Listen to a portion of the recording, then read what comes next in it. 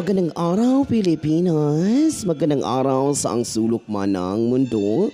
Andito na naman po ang inyong kaibigan, Bukikion TV na maghahatid sa inyo ng storya.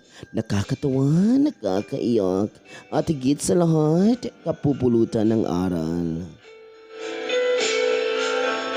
Paano ba kaimportante na tanggap ka ng pamilya ng iyong magiging asawa o magiging karelasyon? May pamantayan ba talaga na dapat kung tayo ay magmahal, dapat kapareho natin? Maaaring sa estado ng buhay o kauri ba natin? Totoo ba na may tunay na pagmamahal sa pagitan ng mahirap at mayaman? Ang ating kwento ngayon ay tungkol sa dalagitang si Romina, kung sa anong paraan at karanasan nakilala niya ang kanyang iniibig na si Robert. Ating balikan at buksan ang kanilang nabaong pagmamahalan. Kung ano ba talaga ang naging suliranin at karanasan sa kanilang pag-iibigan. Magandang araw sa ating lahat, lalong-lalo na sa ating masugid na tagapakinig, naway nasa mabuti tayong kalagayan lahat. Dear Bukikion TV, isa po ako sa masugid din yung tagapakinig at itago mo na lang ako sa pangalang Romina. Ako ay tubong probinsya na nangarap na makapagtapos sa pag-aaral at magkaroon ng magandang bukas. Pangwalo ako sa 12 magkakapatid at lumaki ako sa pamilyang kung kanilang tawagin, isang kahig, isang tuka. Ang aming tahanan ay isa lamang barong-barong na kung saan lapag o nasa lapag kaming lahat natutulog, na animoy sardinas na sinisiksik sa dilata. Nahinto ako sa aking pag-aaral dahil hindi na kaya ng aking mga magulang pagsabayin kaming lahat. Tinanggap ko naman iyon marahil siguro sa aking murang gulang ay naintindihan ko na ang aming sitwasyon. Ngunit isang araw, may umuwing kasambahay sa amin na galing sa Maynila. Ayon sa kanya, naghahanap raw ang kanilang amo ng isa pang katulong. At dahil nga sa ako ay wala namang ginagawa sa bahay, kinausap ko na kung pwede, ako na lang ang kukunin niya at dalhin pabalik ng Manila. Nagdadalawang isip pa noon ang aming kapitbahay dahil sa aking gulang. Sa hindi pa nakapagdesisyon ang aming kapitbahay, ako'y dali-dali nang umuwi at nagligpit ng aking mga damit at inalagay sa kahon. Sigurado ka na bang sa pagiging kasambahay at mawalay ka sa pamilya mo? Ang bata-bata mo pa, ha? Sabihin ko sa iyo, hindi magiging madali at hindi biro ang trabaho doon. Oo, sigurado na ako. At gusto ko din kasing bumalik sa pag-aaral. Mabuti naman kung gano'n. Sige, tara na at baka mahuli pa tayo sa bus. At ayun na nga, ngayon ay papunta na kami ng Maynila. Sakay ng isang bus. Habang nasa biyahe kami, sinabihan ako ni Ate Magda na si Buwana din ang aming among babae. Ngunit nakapangasawa ng isang Chinese kaya sa Maynila na sila nakatira. At may isa din silang anak na lalaki at magkasing edad ko rin raw, turan ni Ate Magda. Madam, andito na po kami. May mga dala akong prutas at gulay galing probinsya. Mabuti naman at narito na kayo. Akala ko ba sa susunod na linggo pa ang dating nyo? Sino naman ito? Saan mo ito nakita? Parang ang bata-bata mo pa, iha. Magandang gabi po, madam. Ako po si Romina. Ako po yung bago ninyong katulong na kasama ni Ate Helen. Magkapitbahay lang po kami doon sa probinsya. Abay, mabuti na may kakilala mo lang ang kapitbahay mo na nakuha, Inday Helen. Oo po, madam. Desidido din po kasi siya at namamasukan sa atin dito. Abay, mas mabuti kung ganoon. Abay, marunong ka ba sa gawaing bahay, iha? Yes, madam. Marunong na marunong po. Magaling po akong maglinis, maglaba, magtanim po. Kahit ano pong kaya, madam. Kayang-kaya ko pong gawin. Abay, mabuti kung ganun. Ano yung sinasabi ni Helen na gusto mo daw bumalik sa pag-aaral?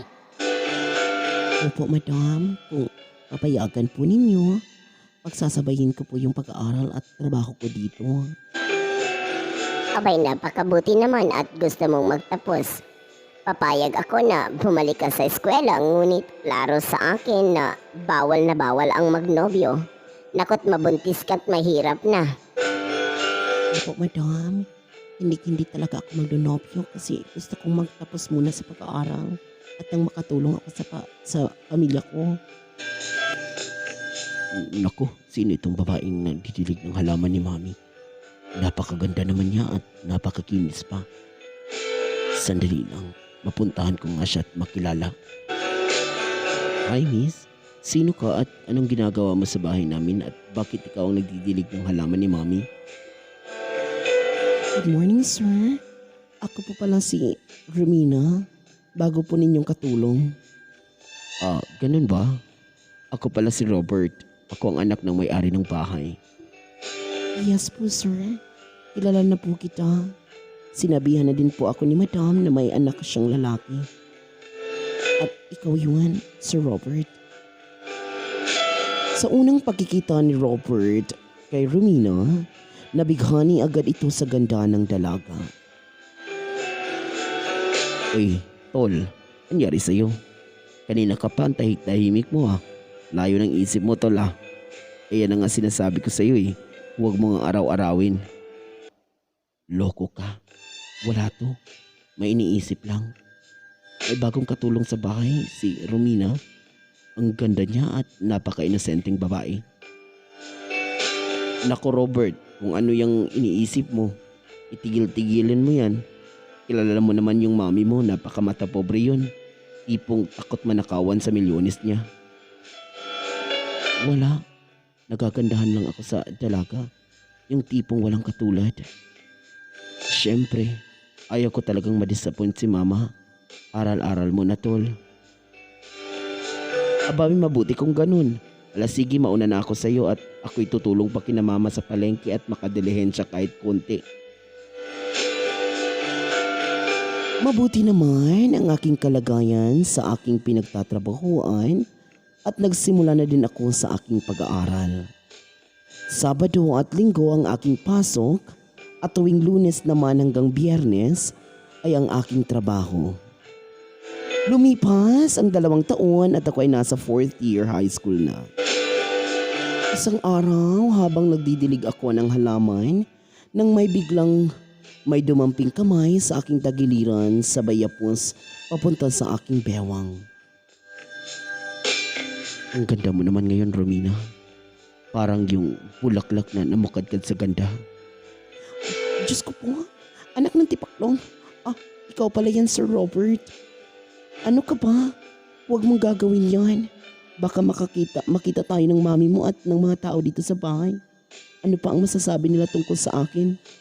Ayaw kong masira ang pangako ko sa mama mo. Di ba sabi ko sa'yo huwag ka nang mag-share sa akin? Kasi magkasing edad lang naman tayo Naku sir, hindi yan pwede. Amo kita, marapat lapang na tawagin kitang sir. Hindi ko gusto ang ginagawa mo sa akin kanina At please lang huwag mo nang gawin yun ulit.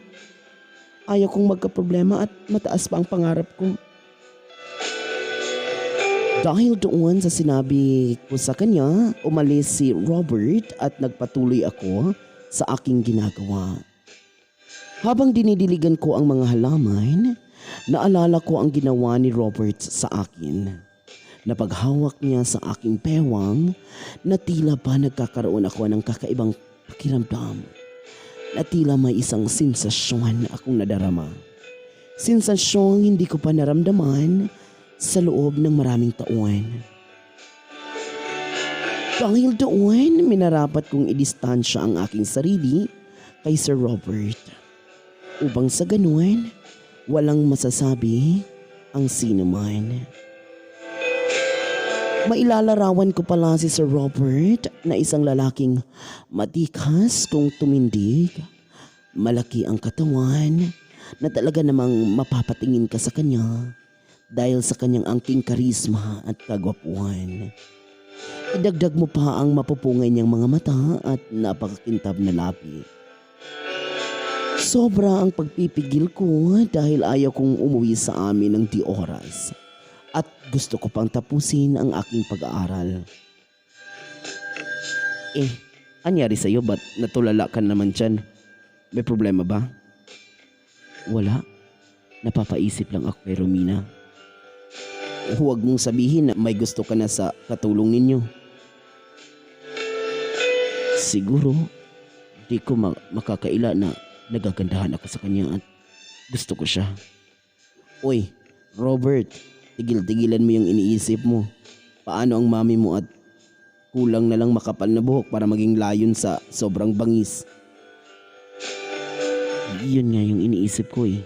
Pero gusto ko si Romina at gusto ko siyang maging girlfriend. Nang umuwi si Robert sa bahay, pinasok niya ako sa aking kwarto. Akma na saan ang aking paglaban.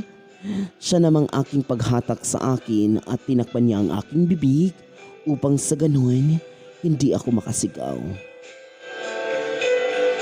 Sandali lang, Romina. Huminahon ka, gusto lang kitang makausap ng maayos. Gusto kita, Romina, at matagal na akong may gusto sa iyo. Hindi ko na mapigilan ang nararamdaman ko sa iyo. Gusto kitang maging girlfriend. Di ako makaimik at natulala ako sa mga salitang lumabas sa kanyang bibig. Hindi tayo pwede. Kahit pag gusto mo ako at wala iyong katuturan. Walang rason para maging tayo. Ako'y di hamak ng katulong at ayaw kong masira ang pangako ko sa mami mo. Mahal kita, Romina. Totoo yung nararamdaman ko sa iyo. Pwede naman maging tayo na walang nakakaalam. Magtiwala ka lang sa akin. Sagot kita at hindi kita pababayaan. Ayaw kong pumili, Robert. At please, bigyan mo ako ng panahon para mag-isip. Hindi madali ang gusto mong mangyari sa atin. Dahil sa porsigido si Robert, naging kami ngunit sa tago ang aming relasyon. Hanggang sa umabot kami ng 2 taon na ganoon ang setup. Ngunit kami lang ang nakakaalam na magkasintahan kami. Isang araw, tinanong ako ng aking among babae kung may boyfriend na ba raw ako. Agad ko namang sinagot na wala at paulit-ulit niyang sabi, huwag muna daw ako mag-boyfriend at tumango lang ako. Inday Loren, kumusta man ang imong pag-aaraw? Ito lang lagi ko bayad sa'yo. Iwasan mo muna ang pagnonobyo at nang makatapos ka sa pag-aaral mo, iya. Naku, yes madam. Wala po. Magtatapos muna talaga ako ng aking pag-aaral, madam. Naku, sagapa lang po yan. Yung pagkikipagnobyo sa pag-aaral ko po. Isang araw, may handaan sa bahay ng aking amo, kaya medyo busy kami sa paghahanda.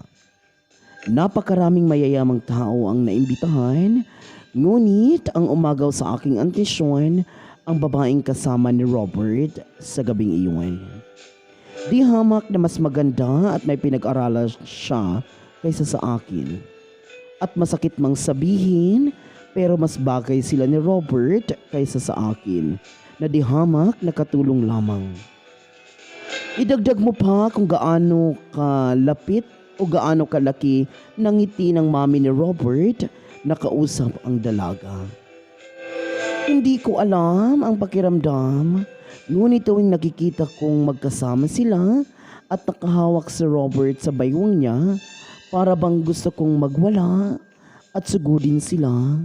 Ngunit wala akong magawa at maluha-luha na lang. Natapos ang gabing iyon, napuno ako ng selos at galit kay Robert. Rowena, ba't ang tahimik mo? May problema ba tayo? Ah? Problema? Wala naman. Naisip ko lang na ang layo pala ng agwat natin. At naisip ko lang din na hindi pala talaga tayo hindi ko talaga kayang makipagsabayan sa inyo. Romina, hindi mo naman kailangan makipagsabayan sa kanila eh. Gusto kita bilang ikaw. Wala kang dapat ikahiya kung ano ka. Basta't ang alam ko, gusto kita. Robert? Magdadalawang taon na kasi eh. At nakakapagod na pala at hanggang kailan tayo magtatago sa relasyong ito. Konting tiis na lang, Romina. Magiging open din tayo sa lahat. Sana maintindihan mo ako at hindi ka magsasawa na intindihan ng sitwasyon natin. Dahil sa pagmamahal ko kay Robert, mas pinili kong ipagpatuloy ang aming relasyon. Relasyong patago na kami lang ang nakakaalam. Napakahirap, ngunit dahil sa pagmamahal ko sa kanya, mas pinili kong magsakripisyo at mag-itindi upang magpatuloy lang ito. Oy, Berto, anong nangyayari dyan kay Lorraine? Bakit puro cellphone na lang at inaatupag niyan? Abay, sabi ni Helen, madalas daw na gabi umuwi yan. Nako, baka nakaka-boyfriend na yan. Bantayan mo nga yan at sabihin mo sa akin agad kung may malalaman ka. Kung anong pinagkakaabalahan ng babaeng yan. Dahil sa pangyayari, pinagsabihan ako ni Mang Berto na may napapansin na sa akin ng amo kong babae. Isang umaga, hindi ko namalayan na nakikita pala kami ng mami ni Robert na nagkukulit sobrang lapit namin na kahit na sino, aminado akong mapapaisip. Naku, parang may iba na akong nahahalata sa babaeng ito. Bakit kaya sobrang lapit nila ang dalawa? Hindi nga ito nag-uusap, parang may mali dito ah. Naku, hindi siya nagkakamali. Ano kaya ang susunod na gawin ng babaeng ito? May mali. Hindi na ito parang magkaibigan na galawan. Hindi ako papayag na magiging nobyo ng anak ko ang isa lamang katulong. Naku, ayun na nga, kumandong na. May pakandong-kandong pa tong babaeng ito. Di na pwede ito. Di na talaga pwede. Uy, Day Romina, nag-i-enjoy ka ata sa pagkandong-kandong sa anak ko. Baka nakalimutan mo, Day. Di yan upuan para upuan mo. Napakahaliparot na talagang babae ka. Huwag kang mag-ambisyon na maging nobya ni Robert. Ako mismo ay hindi papayag na magnonobya pa yung anak ko. Ang babata nyo pa. Magtatapos muna ang anak ko ng pag-aaral, Day. Nataranta ako sa bulyaw ng mami ni Robert. Nabalot ng pawis ang buo kong katawan. Umalis ako agad at pumasok ako sa aking kwarto. Labis-labis akong nasaktan sa mga tinura ng mami ni Robert. Doon ko napagtanto na wala talagang pag-asa ang aming relasyon. At ayaw ko din masira ang kinabukasan ni Robert nang dahil lang sa akin. Pumasok si Robert sa aking silid upang ako itanungin kung kumusta ako. Sinabihan ko siya na labis akong nasaktan sa mga sinabi ng kanyang ina at gusto ko nang putulin ang aming relasyon dahil ayaw kong maapektuhan pati ang kanyang pag-aaral. Masakit sa akin pero mas mabuti siguro na hanggang dito na lang tayo. Tapusin na natin kung anong meron tayo. Ayoko na ding patago, Robert. Pagod na ako. Sobra akong nasaktan sa pinagsasabi ng mami mo.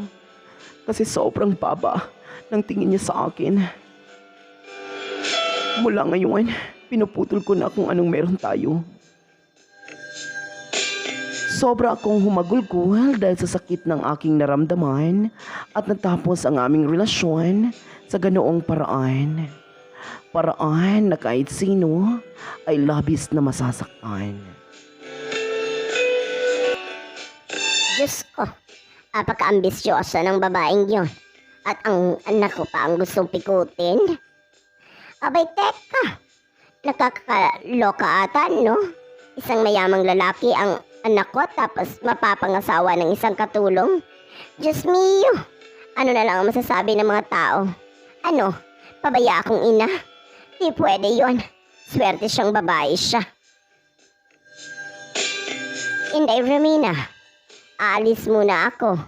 Ikaw muna bahala sa bahay. Si ate mo, Helen, nag-day off. Babalik din ako agad. Akala ko noon ay totoong umalis ang aking among babae. Ngunit isa pala iyong malaking patibong para sa akin. Gusto niya na ako ay huliin sa akto kung tinantanan ko na ba talaga ang kanyang unika iho. Berto, into mo ang sasakyan. Hindi tayo aalis. Sinusubukan ko lang ang babaeng iyon kung sumunod ba talaga sa kanyang mga salita na hindi na makikipag-usap sa anak ko. Sige na, tawagin mo si Magda. Nabuksan niya ang gate sa likod at doon ako dadaan para hindi ako makikita. Diyos ko, malilintikan talaga sa akin tong babaeng ito. Dahan-dahan akong pumasok sa likod at doon ako dumaan para hindi nila ako makita. At maaktuhan ko talaga tong mga to. Robert, tigilan mo yan. Lagot tayo pag nakita tayo ng mama mo. Baka bigla yung dumating. Sinabihan ko na siya na wala na tayo at hindi na ako makikipag-usap sa iyo. Huwag kang mag-alala. Kalma ka lang. Mamaya pa yon. Bakit di mo ba gusto ang ginagawa ko sa iyo? Siyempre. Gusto kasi mahal na mahal pa din kita eh. Pero hindi ito dapat. Andito pa talaga tayo sa sala na nakaharap sa pintuan. Nakakatakot mahuli tayo ng mama mo.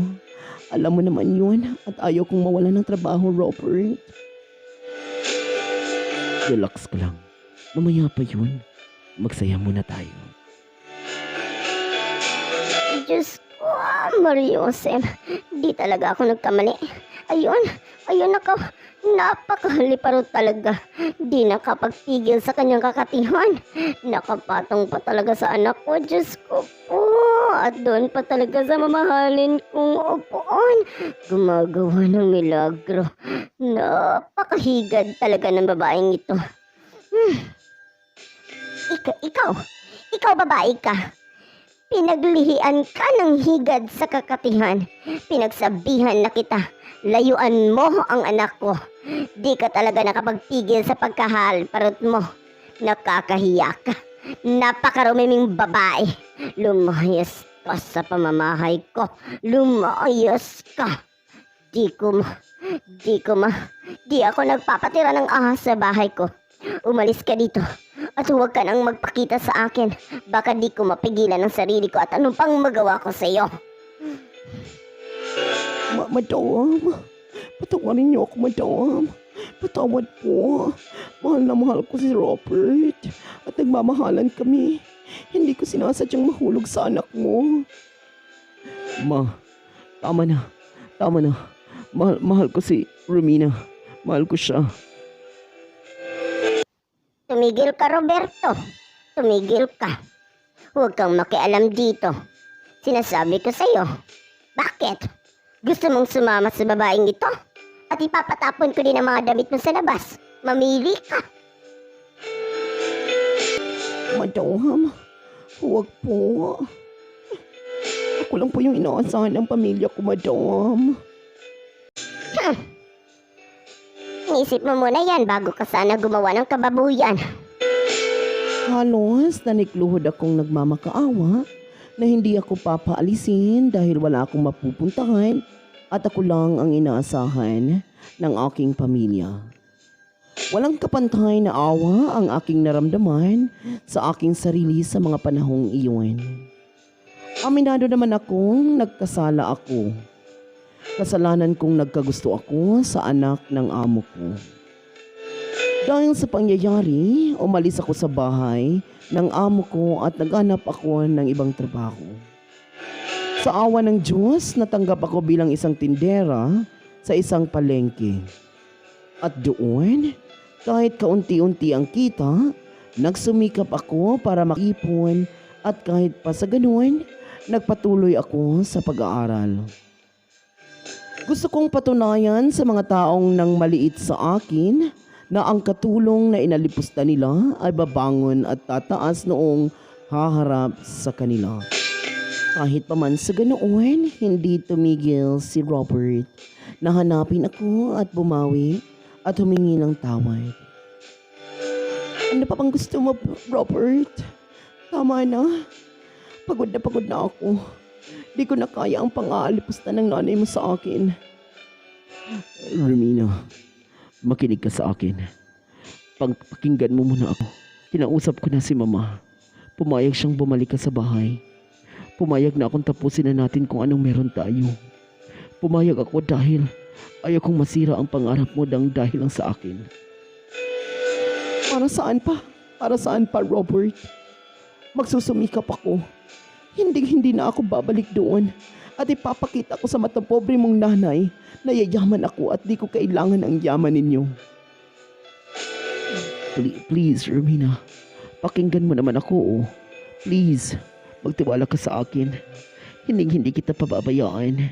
Salamat, Robert. Ngunit hindi ko kayang makisama sa nanay mo. Pinatunayan ko kay Robert na kaya kong tumayo sa sarili kong mga paa nang walang hinihing tulong mula sa kanya o sa kanyang pamilya. Walang nagawa ang binata kaya umalis na lang ito. Mabait naman ang amo ko sa palengke. Sa katunayan, magtatatlong taon na ako sa kanila at nasa third year college na din ako sa kursong Business Administration. Isang taon ang nakalipas at isang maaliwalas na umaga noon nang biglang dumilim ng dahil sa isang babaeng natanaw ko na papalapit sa akin. Hindi ako pwedeng magkamali, ang paparating ay ang nanay ni Benji. Ngunit sa nagdaan na mga taon, kinalimutan ko na ang bangungot na iyon at masaya ko siyang binati. Ay, Diyos ko po, andito naman yung nanay ng mata pobre. Magandang umaga, madam. Kanina, maganda yung umaga. Ngayon, anong maganda sa umaga? At totoo pala ang sabi-sabi na isa ka na lang tindera. Bayo, dito ka nararapat. Sigurado ako na kargador din ang asawa mo. Sinabi ko naman sa iyo, huwag mataas ang pangarap mo. Masasaktan ka lang. Hindi ko siya pinatulan sa mga sinasabi niya. Bagkus? Naku madam, ang ganda ng araw. Ba't ang bitter niyo? Ito po ang palaya, bili po kayo. Gamot po yan sa high blood. Ang aga-aga po kasi ang init-init na ng ulo niyo. At sinong nagsabing bibili ako ng paninda ng hampas lupang kagaya mo? Manigas ka, babae ka. Naku madam, wala naman pong masama sa pagiging tindera. At fresh po ang mga paninda ko at punong-puno po yan ng pagmamahal. Hindi na ako magpapaligoy pa. Kung nakikita, mahiya ka sa sarili mo. Hindi kayo bagay ng anak ko. Layuan mo ang anak ko. Taga-trapo ka lang ng sapatos ko noon. Tandaan mo yan. Naku madam, baka ang anak niyo po ang pagsabihan ninyo. Kasi siya po ang panay ng punta dito. At madam, sayong-sayo na po ang anak ninyo. At isa pa, grabe naman po kayo magsalita. Baka pagsisinihan niyo po yan. Kung ako ba, kasing yaman mo, luluhuran niyo po ba ako at lilinisan ang sapatos ko? Magtinda ka man araw-araw. Isali mo na ang gabi. Hindi mo ako mapapantayan. Hindi ka pa umabot sa kalingkingan ko. Madam, tandaan niyo po na ang pagmamahal lang ang hindi nabibili ng pera. At mayroon ako noon, kayo, kahit marami kayong pera, nakakalimutan niyo po maging tao at kulang kayo sa pagmamahal. Layuan mo ang anak ko. Yun ang gusto ko. Medyo hindi naging maganda ang aming pagkikitang muli ng nanay ni Robert. At hindi ko na din napigilan ang aking sarili at nasagot ko siya. Mula noon, hindi ko na hinaharap si Robert tuwing pumupunta siya sa pwesto sa palengke at para makaiwas na din sa gulo. Hanggang natapos ako sa aking pag-aaral at sa awa ng Diyos, nagsisimula na rin akong mag-aral ng aking master's degree sa business education. Ganun pa man, hindi pa din ako natigil sa pagtitinda tuwing walang pasok. Hanggang sa nakapag-ipon ako at sa loob ng 3 taon, nakabili ako ng pwesto sa palengke at pinarirentahan ko na rin lang ito. Hanggang sa nakatayo ako ng isang grocery store sa amin at iba pang mga negosyo. Naging masagana ang aming buhay at naibibigay ko na rin ang pangangailangan ng aking pamilya. Matagal na rin akong walang komunikasyon kay Robert. Kung minsan, naiisip ko siya kung kumusta na ang kanyang buhay o di kaya'y may pamilya na siya. Ngunit isang araw sa di inaasahang pangyayari, nagtagpo kami ni Robert sa isang conference. Halos hindi ko na siya makilala dahil marahil marami na ang nagbago at dahil siguro sa haba ng panahon. Ngunit hindi mawala sa aking isipan ang Robert na minahal ko noon. Dahil nasa isang conference lang kami, hindi namin maiwasang mag-usap. Hi, medyo matagal na din ah. What a surprise. Dito pa tayo magkikita. Kumusta ka na? You change a lot. Oh, hello Mr. Rodriguez. Nice to meet you again and nice to see you here. It's been a long time. Okay na okay ako. Ganun talaga. Nagbabago din ang tao kasabay ng pagbabago ng panahon. Ikaw, kumusta ka na? I'm okay. I'm glad na sobrang successful na. Naku, hindi naman. Hindi pa rin kasing yaman niyo. So, are you free after the conference? May I invite you for a dinner? Oh, sorry for that. Sorry, pero hindi ako pwede. Medyo marami kasing aasikasuhin. Sa susunod na lang siguro, but if you insist, pwede naman we can make a schedule. Okay lang, sunod na lang. Sana hindi to ang huling pagkikita natin. Hindi ko alam kung ano ang mararamdaman ko. Masaya ako na nakita ko ulit si Robert na may halong lungkot at inis dahil naalala ko ang mga nangyayari sa amin sa mga nakaraan. Ano bang nangyari sa iyo, Romina? Kalimutan mo na yun, ang tagal na nun. Naku, move on na. Baka nga may asawa na yung tao. Isang araw, bumisita ako sa isang branch ng department store. At as usual, hindi ako nagsusuot ng magagarang damit, kundi ang isinusuot ko ay katulad ng uniforme ng aming mga empleyado.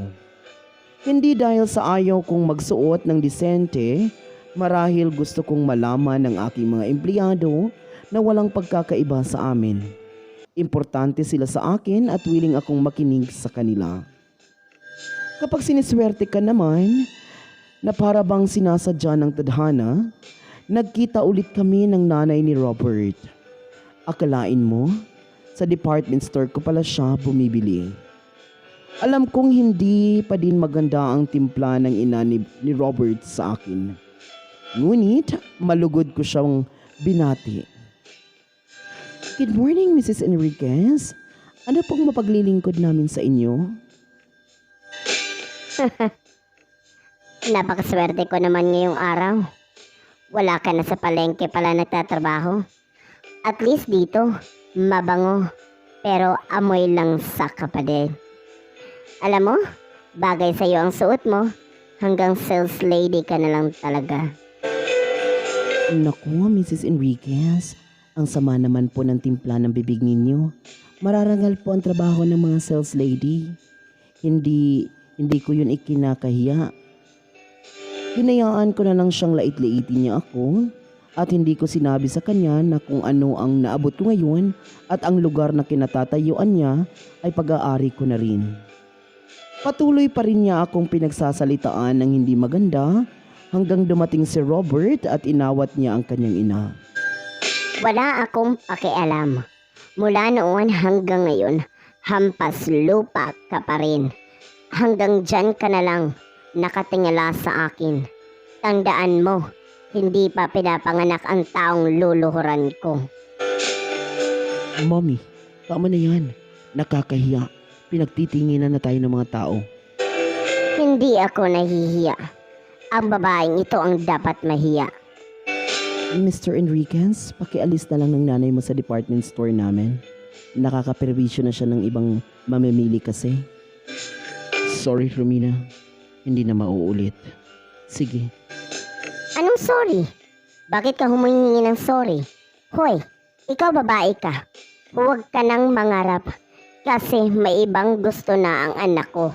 May yaman, may pinag-aralan at higit sa lahat, hindi ako manghihinayang ipakilala siya sa mga kaibigan kong mayayaman. Hanggang dyan ka na lang, hampas lupa kang babae ka. Tse, dyan ka na nga. Hindi ko alam kung bakit hindi na ako naaapektuhan sa mga sinasabi ng nanay ni Robert. Marahil siguro na immune na ako sa dati. Na paulit-ulit na lang. Ang hindi mawala sa isip ko ay yung sinabi ng nanay niya na may gusto na si Robert sa isang babae. Mayaman at may pinag-aralan. Napatanong ako sa sarili ko kung sino ang tinutukoy niyang babae. Hanggang sa isang araw, inaya ako ni Robert na mag-dinner sa kanilang bahay. Dahil sa kakulitan niya, hindi na ako nakatanggi. Hi Romina, can we have dinner tonight? Sa bahay lang, family dinner. Don't worry, sunduin kita sa bahay mo by 7 p.m. Okay, kung mapilit ka talaga. Medyo may konting kaba at excitement dahil marahil hindi pa alam ng kanyang ina kung sino ang dadalhin ni Robert sa family dinner. Suot ang kulay itim at makintab na gown at kumikinang na mga diamante. Nakapasok na kami sa kanilang dining area. Natanaw ko na ang kanyang ina na nakatalikod sa amin. Dahan-dahan kaming lumapit at akmang pagharap ng kanyang ina ay nabigla ito nang parabang nakakita ng isang multo. Anong ginagawa ng babaeng yan sa pamamahay ko? Ma, siya ang sinasabi ko sa iyo. Ang babaeng nakilala ko sa conference at ang may-ari ng iba't ibang negosyo. Hindi ako makakapaniwala sa babaeng yan ka pa rin babagsak, Roberto. Ano bang nangyari sa iyo? Ano bang pinapakain ng babaeng yan? I'm sorry Robert, pero sa tingin ko, isang malaking pagkakamali na pumunta pa ako dito. Dapat siguro umalis na ako. Romina, teka lang. Pwede ba ma? Hindi na siya si Romina na kakilala mo dati. At kahit ano pa ang gagawin mo, hindi magbabago ang tingin ko kay Romina. Katulong man siya dati o ano naman siya ngayon.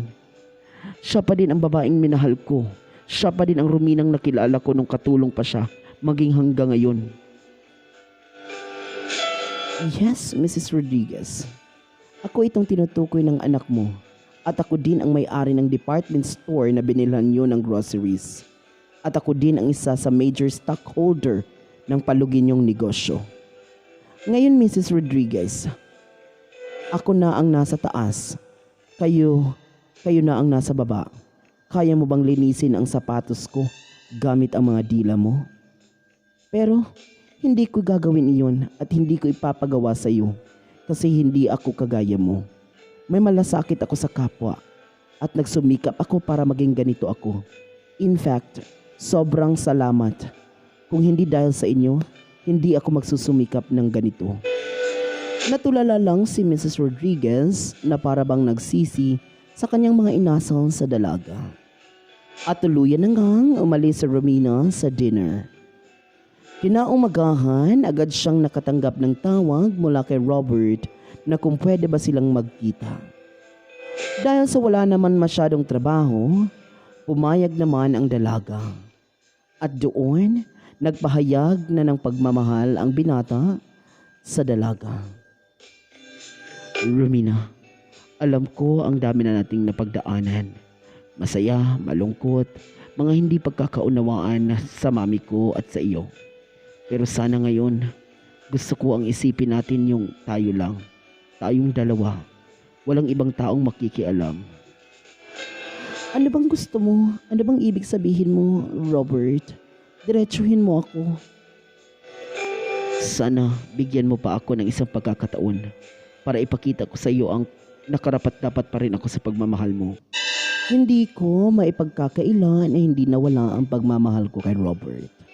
At dahil nga sa pagmamahal na yun, ay binigyan ko siya ng isa pang pagkakataon para ipakita sa akin na karapat-dapat siya sa pagmamahal ko. Linggo ng hapon noon nang may kumatok sa bahay. Akala ko ay ang delivery man na nag-order kasi kami ng pizza. Ngunit nung binuksan ko ang pintuan, nakita ko ang nanay ni Robert. Dahil na rin sa konting respeto, pinapasok ko siya sa loob. Akma na sanang magsasalita si Romina, ngunit biglang lumuhod si Mrs. Rodriguez at humingi ng tawad kay Romina sa mga hindi mabuting asal na pinakita dito sa kanya. Agad naman itong pinatayo ng dalaga. Hindi mo kailangang gawin yan, Mrs. Rodriguez. Oo, galit ako sa iyo pero ginamit ko yung galit niyon para patunayan sa inyo na mali kayo. Kung hindi sa galit na yun, hindi ako magiging ganito. Kaya imbis na magkimkim ako sa iyo ng galit, nagpapasalamat ako dahil sa inyo, naging ganito ako. Patawarin mo ako, Iha. Alam kong malaki ang kasalanan ko sa'yo. Pero sana, bigyan mo ng pagkakataon ang anak ko. Mahal na mahal ka ni Roberto. Hindi siya nagnobya mula nung naghiwalay kayo. At nung umuwi siya sa conference, nagiba ang anak ko. Bumalik ang ngiti sa kanyang mga pisngi at ayaw kong mawala ulit iyon sa anak ko. Huwag po kayong mag-alala. Wala ho akong balak na saktan si Robert. At hindi ko po gawain na manakit ng damdamin ng ibang tao. Sana kayo rin ho, magbago na kayo. Dahil sobrang bait po ng anak ninyo. Maniwala kayo sa hindi. Naiintindihan ko kayo. Bakit kayo ganoon kahigpit sa anak ninyo? Naging maayos naman ang aming naging usapan ng nanay ni Robert. Walang sigawan at sakitan ang nangyari. Lumipas ang ilang buwan, panunuyo ni Robert. Sinagot ko na siya at naging nobyo ko siya ng 3 taon. Hanggang sa napagdesisyonan namin na magpakasal. Naging maayos ang lahat at 7 taon na kaming magsasama o nagsasama bilang isang mag-asawa at may inaantay na rin kaming mga munting anghel. Ating napatunayan sa ating storya ngayon na ang pagmamahal ay walang pinipiling estado sa buhay. Gaano man karami ang yaman o kasalat sa kabuhayan. Dahil ang pagmamahal ay kusang uusbong sa 2 taong tunay na nagmamahalan. At upang maging maayos ang isang relasyon, ang maayos na pakikitungo sa kapwa ay dapat nating laging isaisip. Dahil walang imposible sa pagiging mabuti. Maraming salamat po sa inyong lahat. Ito po si Bukikion TV na nagsasabing at lagi po nating tatandaan, we live to inspire and to aspire. Daghan pong salamat. Magkita-kita po tayo sa ating next video. Huwag po sana nating kalimutang mag-like, subscribe, share at i-comment na din ang inyong mga hinaing sa ating comment section. Ikinagagalak ko po itong malaman. Maraming salamat po.